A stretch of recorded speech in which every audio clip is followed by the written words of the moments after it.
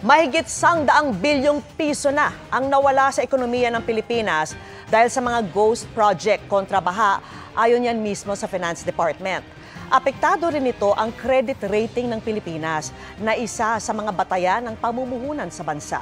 Nakatutok si Ian Cruz.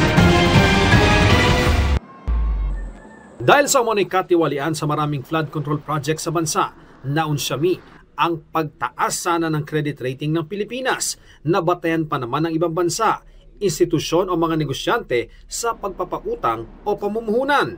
Inamin niya ng Finance Department matapos ang Senate hearing para sa hinihingi nitong 37.78 billion pesos na budget para sa 2026. Kung wala itong flood control, we met with S&P, they were ready to give us a credit rating upgrade. This year? This year. Sana. We were already going to be a notch upward. So nakakapanghinayang. Asahan din anyang babagal ang paglago ng ekonomiya habang nagpapatupad ng reforma para masinsin ang paggastos at hindi na mauwi sa katiwalian. Makakabawi rin naman anya ang ekonomiya. Internally, posible magkaroon ng slowdown in growth itong third quarter. Pag nag-slowdown ang gobyerno sa paggastos, posible hanggang umabot yan ng first quarter next year.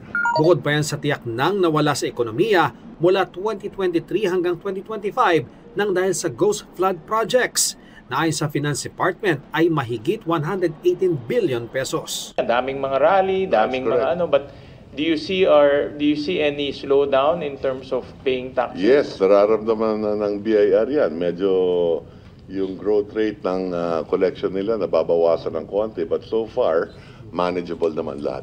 Naong katuloy ang hugot umano ng ilang negosyante na nagbabayad ng buwis. Tapos malalaman namin itong mga to, ghost pala, hindi natin alam kung nagbabayad ba ng tamang buwis mga ito. Sabi ng BIR, simula pa lang ang paghahain nila ng 7.1 billion peso tax evasion case laban sa mga Diskaya at St. Gerard Construction.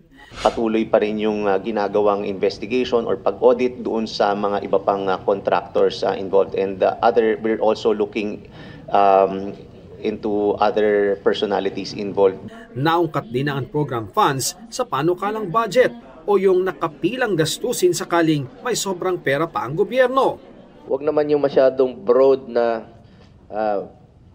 pwedeng gamitin sa iba't ibang proyekto na hindi na natin kontrolado. Mahalaga yung unprogrammed fund. Halimbawa, pag may sakuna, katulad doon nangyari sa Davao del Norte at sa Cebu, may agahan pwede makuha ang ating Pangulo. Kung may excess revenue nga naman, pwede natin gamitin yan para sa kalabidad.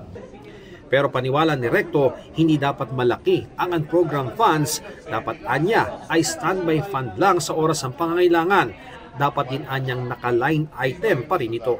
Para sa GMA Integrated News, Ian Cruz, Nakatutok, 24 Oras.